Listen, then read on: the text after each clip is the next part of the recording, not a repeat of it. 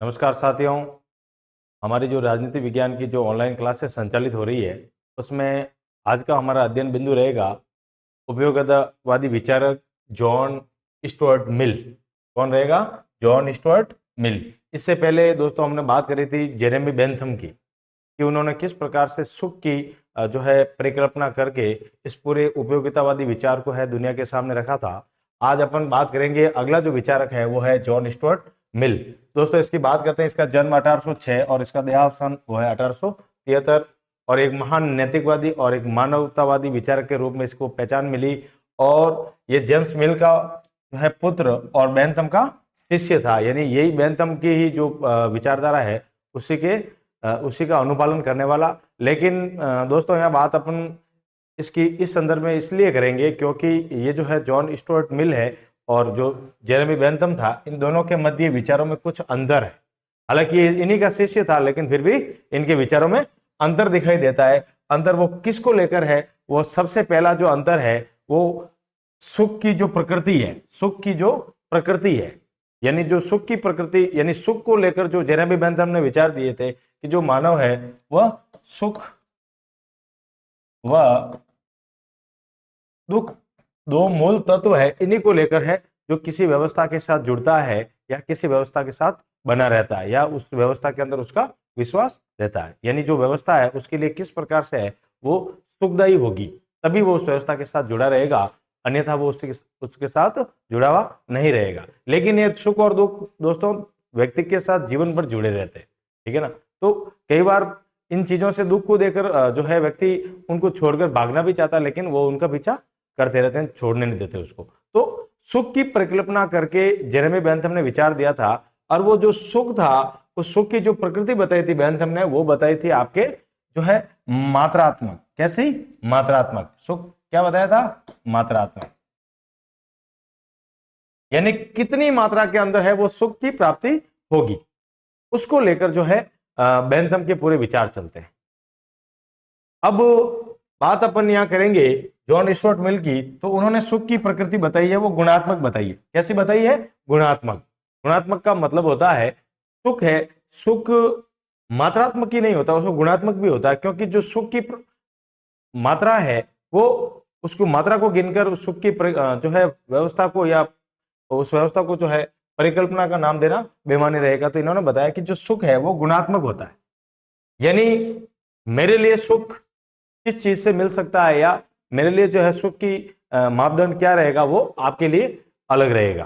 तो प्रत्येक व्यक्ति के लिए सुख का मापदंड अलग अलग रहता है। तो मात्रात्मक नहीं, इन्होंने गुणात्मक सुख की बात करी, क्योंकि एक दोस्तों मैं आपको एक छोटा सा उदाहरण देता हूं कि अपन बात करें कि आज हम भारतीय लोग हैं, भारतीय सिटीजन है, और अमेरिका की और भारतीय लोगों की तुलना करते हैं। अमेरिका, भारत एक विकसित देश की श्रेणी में है, दूसरा विकसित होने के कगार पर है, यानी विकासशील श्रेणी में आता है। भारत की बात अपन करें, भारत भी आगे बढ़ रहा है लेकिन अभी भी जो है विकासशील देशों की श्रेणी में ही है, एक विकसित है। तो यहाँ के लोगों के लिए सुख का पैमाना और यहाँ के लोगों के लिए सुख का पैमाना अलग अलग होगा। ये अन्य क्षेत्रों की बात भी अपन कर सकते हैं, वहां की औद्योगिक स्थिति की हमारे यहाँ औद्योगिक स्थिति, वहां की जो जीवन स्तर है हमारे यहाँ का जीवन स्तर है, तो उनके मध्य अंतर पाया जाता है। तो इस क्षेत्रों के आधार पर या यूं कह सकते हैं विकसित और अविकसित और अर्धविकसित के आधार पर भी इनमें भेद पाया जाता है। तो इनके सुखों को और इनके सुखों को एक ही मान लेना बेमानी होगी। इसीलिए जॉन स्टुअर्ट मिल ने कहा कि जो सुख है वो सुख की जो प्रकृति होती है वो गुणात्मक होती है। क्या होती है? गुणात्मक होती है। तभी तो उन्होंने कहा एक संतुष्ट मूर्ख की अपेक्षा एक असंतुष्ट सुकरात होना अच्छा है। असंतुष्ट सुकरात होना अच्छा है। क्यों? क्योंकि जो है व्यक्ति के लिए सुख का पैमाना अलग अलग होता है, व्यक्ति के लिए सुख का पैमाना अलग अलग है। तो उन्होंने गुणात्मक सुख की बात करी। किसकी बात करी दोस्तों? गुणात्मक सुख की। अब इनके जो अध्ययन का अपना दूसरा बिंदु रहेगा वो है सुख मापन संभव नहीं। देखो जेरेमी बेंथम ने जो विचार दिए थे, उन्होंने एक सुख मापी यंत्र दिया था। क्या दिया था? सुख मापी यंत्र, यानी सुख को मापने का एक यंत्र दिया था दोस्तों कि एक पैमाना तय किया था कि इसके आधार पर सुखों को मापा जा सकता है। लेकिन यह बात अपन स्टुअर्ट मिल की करें तो उन्होंने कहा कि सुख को मापना संभव नहीं है, ये गुणात्मक होते हैं, मात्रात्मक नहीं होते, इनको मापना संभव नहीं है। संभव क्यों नहीं है? वही बात हुई दोस्तों, हमने अभी उदाहरण दिया था कि हर क्षेत्र में हर व्यक्ति के लिए सुख का पैमाना अलग अलग होता है, तो इसको मापना कठिन होगा, क्योंकि इतनी बड़ी दुनिया, इतनी अनेक प्रकार की विचारधाराएं, उसके अंदर अनेक प्रकार की शासन व्यवस्था है, उनके अंदर जो सुखों को अपन कैसे मापेंगे? तो इनको मापन करना जो है असंभव सा कार्य है, उसको मापना असंभव है। इसीलिए इन्होंने कहा कि सुख का मापन संभव नहीं है, जबकि बेंथम ने क्या कहा था? सुख को मापा जा सकता है, सुख मापी यंत्र भी उन्होंने दिया था।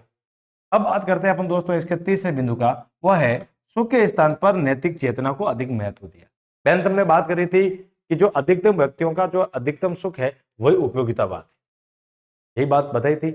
लेकिन यहाँ स्टुअर्ट मिल अलग बात बता रहे, ये बता रहे हैं कि सुख के स्थान पर, ये जो सुख शब्द है उसके स्थान पर जो है वो नैतिक चेतना पर बल देना चाहिए। सामाजिक स्तर पर एक नैतिक चेतना होती है, यानी व्यक्ति किस प्रकार से अपने स्वतः मन से व्यवस्था के साथ जुड़ा रहता है, उस व्यवस्था के साथ निरंतर बना रहता है, तो उसके अंदर एक नैतिक चेतना का विकास होता है।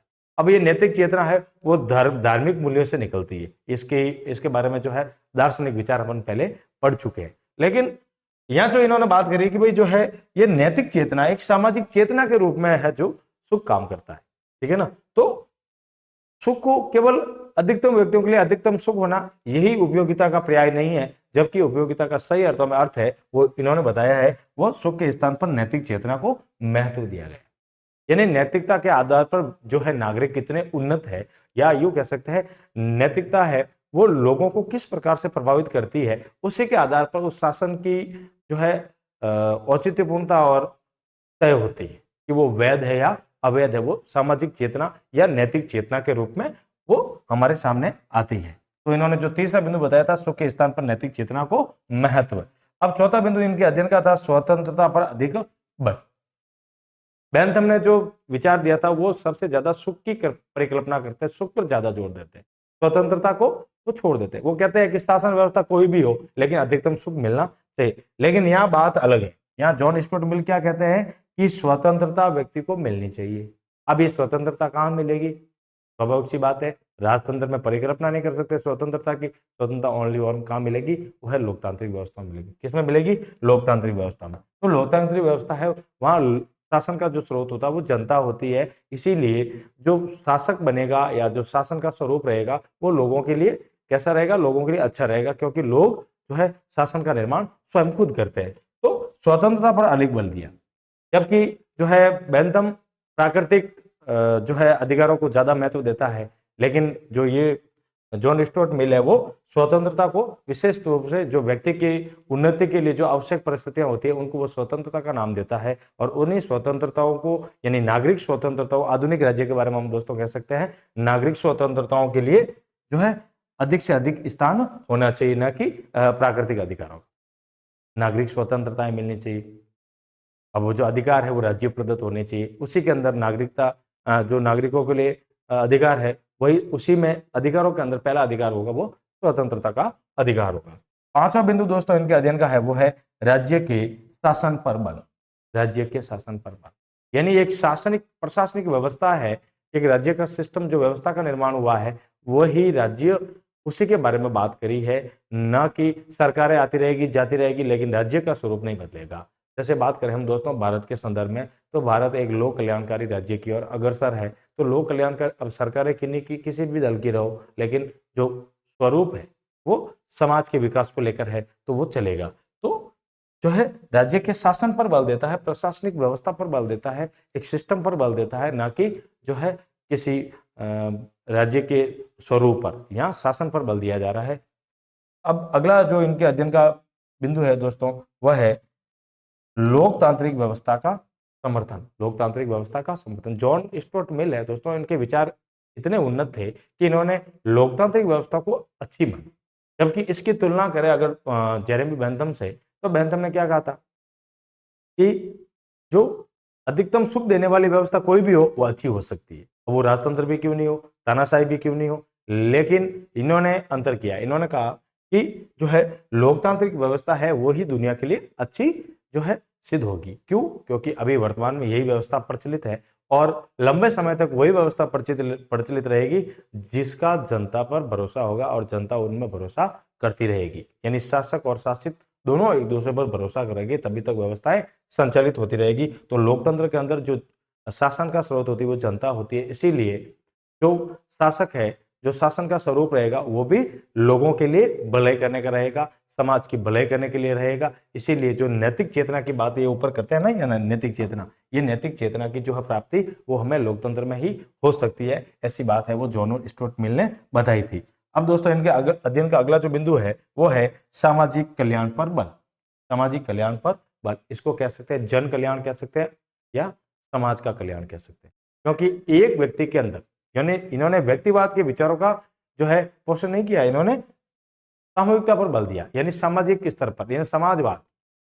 कहीं ना कहीं इनके जो है दर्शन में हमें समाजवाद के जो है लक्षण भी दिखाई देते हैं, क्योंकि ये सामाजिक जो है कल्याण पर बल देते हैं। क्यों? क्योंकि समाज का कल्याण होगा उसमें व्यक्ति का कल्याण सम्मिलित है।